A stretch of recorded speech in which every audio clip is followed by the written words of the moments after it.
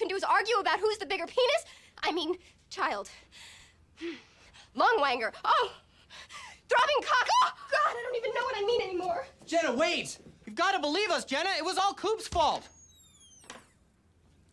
Can I talk to you over here? Okay. Mm-hmm. You know something, pig fucker? Can I call you pig fucker? No, only my friends can call me pig fucker. Ah!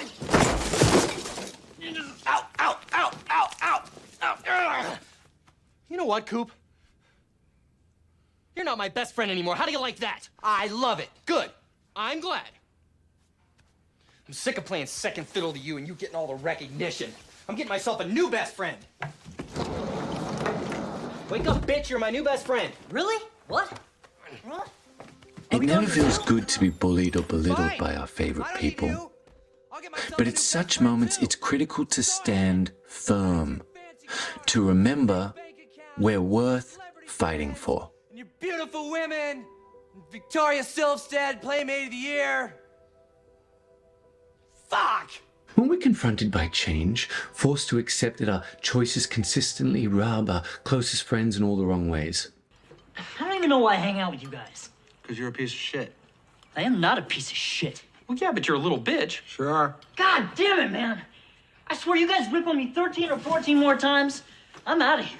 It's easy for self-doubt and despair to paralyze us, to have some serious second thoughts when our best friend or romantic partner increasingly antagonizes our desire to follow a new path on the road to putting ourselves first. Oh, babies! And I thought you were so budge! For so many of us, our favorite people aren't just a vital part of our daily life. They are the very foundations of who we are and how we see ourselves. I mean, look, just the very idea of contemplating their departure is enough to burst the floodgates. I could lump it, change is an integral part of life. I mean, just think about where we started out the journey of life, screaming our little lungs out at the injustice of being removed from the quiet and comfort of our mother's womb against our will. And while it's perfectly understandable to want to give it all up for a return to the simple pleasures, I just want to be pure.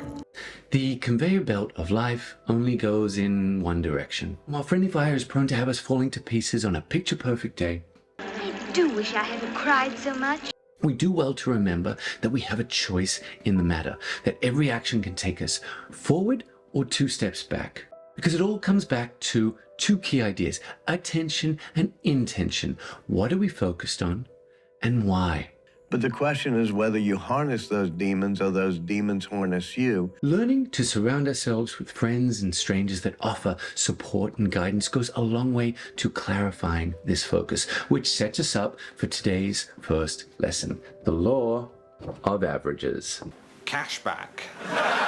However hard it is to work on ourselves, it is a whole new kettle of fish to reflect and interrogate our favorite people, the ones consistently at the top of our DMs, those special few who know us inside and out.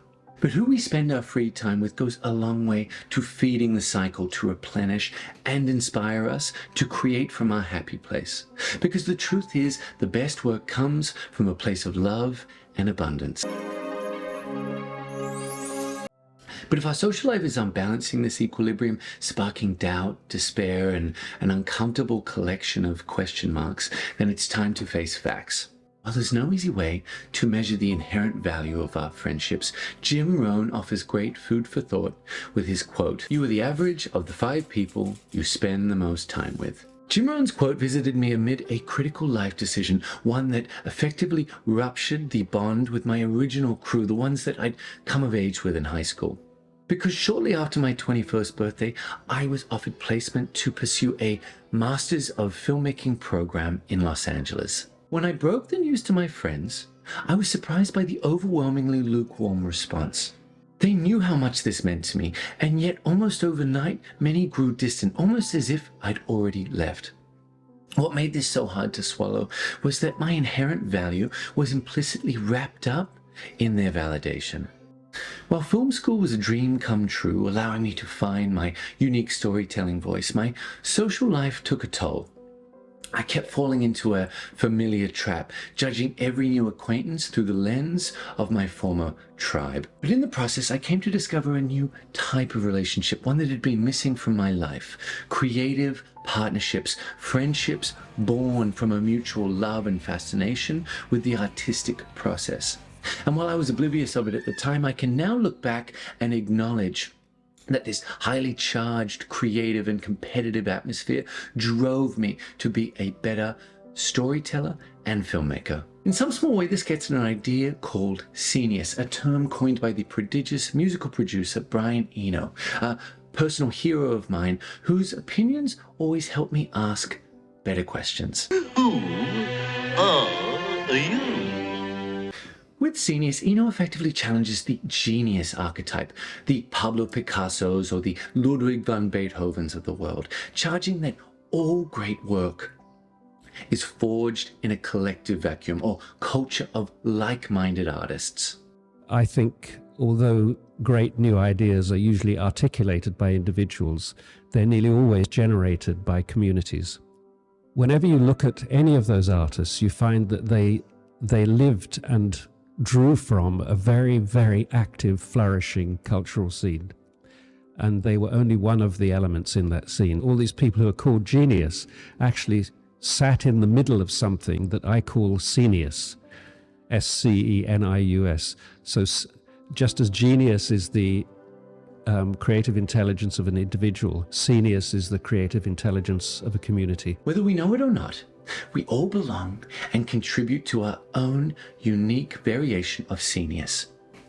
Because no matter who we are or what we love, our own unique community shapes our outlook and our creative output. In order to determine whether our unique community is nourishing or depleting our resources, we need to ask ourselves 3 key questions. Do my friends support me? Do they support me in life, love, and loss? Do they leave me feeling a little brighter? And are they there for me in times of need? Do they inspire me? Do they push me to think outside the box, to challenge my own expectations? Do they make me want to be better? Do my friends allow me to be me? Can I express my mind without judgment, to offer my thoughts and feelings without ridicule or condescension? You know, Reamer, someday I'm gonna be a big sports star. You know, Reamer, someday I'm gonna own a big sports bar. In other words, do my friends fill my cup or drink it all up? I drink your milkshake. I drink it up! Because let's face it, some people lift us up while others bring us down. And if we're being honest, it's no cakewalk staying positive around negative people. Oh, so there's still hope. I don't want hope. Hope is killing me. My dream is to become hopeless. When you're hopeless, you don't care. And when you don't care, that indifference makes you attractive. So hopelessness is the key. It's my only hope. During your next daily confession, I want you to put down these questions and explore them in your own time. And write about everything and anything that comes to mind, and don't be afraid to go deep. This is for your eyes only. There's no need to do anything drastic. The last thing I want to do is break up the band. But if our reflections identify red flags, then we owe it to ourselves to put pen to paper in search of the why behind how we feel. Why is that certain someone gossiping behind our backs, or questioning our belief system, or ridiculing our favorite hobbies? A touchdown cheese, a West High Heel, suspending and a bar. I wish I'd been a girlie, just like my dear papa. Just like a favorite pair of runners from high school, we're prone to outgrow certain people. Because the simple truth is we can only meet people where they are. And one of the hardest lessons to accept is that we all grow at different paces. Where some people embrace change with open arms, others avoid it like the plague. Agnes, did you just see who moved in next door? Yes, black as the ace of spades they were. Oh, well, there goes the neighbourhood. Oh, yes. No, I'm not going to sugarcoat it. It's not easy to find our special people. In fact, when I reflect on it, there's only been a handful of people in my life that can and do see me for who I am. But as I continue to face down my demons and go after what I really want in life, I'm left with new courage to face down my constant nagging social anxiety. I'm feeling pretty vulnerable right now. I don't think I should be alone. I really need people to talk. It certainly does seem to be raining shit on Joe Cooper right now. When I even reflect back on the last few months, I'm astounded at all the ways that this channel has helped me to not only bring my book to life, but to speak my truth in all facets of life. And in the process, I found myself forging new friendships, because when I had the courage to shine light on my various skeletons, my personal shortcomings or professional anxieties, I inadvertently created a safe space for like-minded people.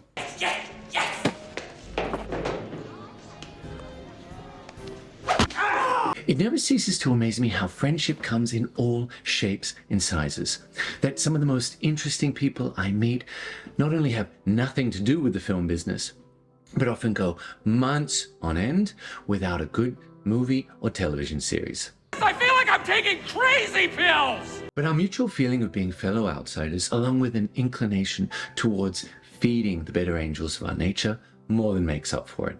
It also goes a long way to nourishing my creative pursuits, a beneficial side effect that recalls Gustave Flaubert's brilliant little quote from episode 6.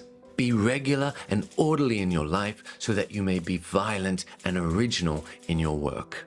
Ultimately, while we all seek different things from our inner circle, it's vital to have a good support network whose unconditional love helps us to reap the surprising benefits of lesson number 2, delayed gratification. Jurassic Park. For as long as I can remember, I've had an unhealthy focus on death and dying. And while this anxiety has proven instrumental in helping me chase down my creative passions, it has also kept me from ever being truly present. Things got so bad that at one point my ex-girlfriend kicked the bucket and told me to do something about it, which is how I began part-time care work, assisting elderly patients to hospital appointments a few hours a week. At the outset, I dreaded these appointments, not only because my patients reminded me of my own impending demise, Lady, you're scaring us. but because hospitals truly terrified me. I don't want to sound like a dick or nothing, but it says on your chart that you're fucked up. Yet as weeks turned to months, something began to take hold within me, because I found myself not only enjoying the work, but discovering a deeper appreciation for life itself. I once had the pleasure of escorting a tall and wiry man to a hospital checkup, who had no need for a wheelchair and was more than happy to ride in the front seat of my car. There was something so fascinating, so alluring about this man that I couldn't help peppering him with questions. And it was after one of these that he pulled out a black and white photo from his wallet of his 18-year-old self aboard a merchant marine vessel, one that would soon be sunk by a Nazi U-boat a few weeks later. Desmond was not only the happiest and healthiest patient I'd ever had the pleasure of helping, he was also the only person I've ever known to have received a letter from the Queen for reaching triple digits. That's right. I mean, can you even imagine 100 candles on a cake? As I sat in that waiting room, it dawned on me that my gnawing fear of death and dying had been replaced with a newfound sense of gratitude for living. Hey, I guess they're right. Senior citizens, although slow and dangerous behind the wheel, can still serve a purpose. I'll be right back. Don't you go dying on me. Helped to hear the same advice from just about every patient. Make the most of it, because it doesn't last. One day you're young and on top of the world, and the next, you wake up to discover that that luscious head of hair has gone walkabout. We're gonna keep on rocking forever, forever, forever, forever, forever, forever. As I took a long, hard look at my life and what I wanted most, it dawned on me that I was going to have to make some sacrifices, a discovery which brings to mind Jerzy Gregorek's brilliant slice of life advice from last week's episode. Hard choices, easy life. Easy choices, hard life. Now, at the risk of sounding like a madman, I'm going to let you in on a little secret. Delayed gratification doesn't just help us to go after our dreams, it helps to temper our excesses. Because to borrow from Thomas Haynes-Bayley's now infamous line, absence makes the heart grow fonder.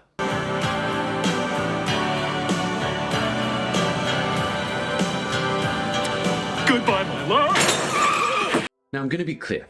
Delayed gratification is no walk in the park, especially when our daily habits are laced with creature comforts. By constantly indulging in the things that make life so sweet and juicy, we numb our ability to ever truly appreciate them. Or at least that's how it is for me. Because not so long ago, I had every chocolate bar under the sun in my fridge, and in next to no time, my sweet tooth had become habitual, a way to cope with the stresses of daily life. But at a certain point, my favorite chocolate bars began to lose that edge on my taste buds, a discovery that left me distraught. A visit to the weigh scales soon after would lead to the great purge. It wasn't easy saying goodbye to my favorites, but I made myself a promise, dangled a chocolate carrot in my peripheral field of vision. You've been hanging around rabbits too long. If I could put my head down and meet my self-imposed deadlines, I could spoil myself once more. What was fascinating to discover is by wiping the slate clean and forcing myself to stop taking it for granted, my taste buds got their groove back. And in the process, I finally began to follow my dear mama's life advice. Everything in moderation. Because when we have the courage to say no to our impulses, even for a minute or two, we begin to change our relationship to the things that we love. And when we learn to make this an ingrained habit, to work out before breakfast, or to reply to those emails before lunch, or to wash up before dessert, we not only boost our productivity, but learn to more fully recognize and appreciate every single choice. So if you take one lesson from today, let it be this Chinese proverb. It is better to be a warrior in a garden than a gardener in a war.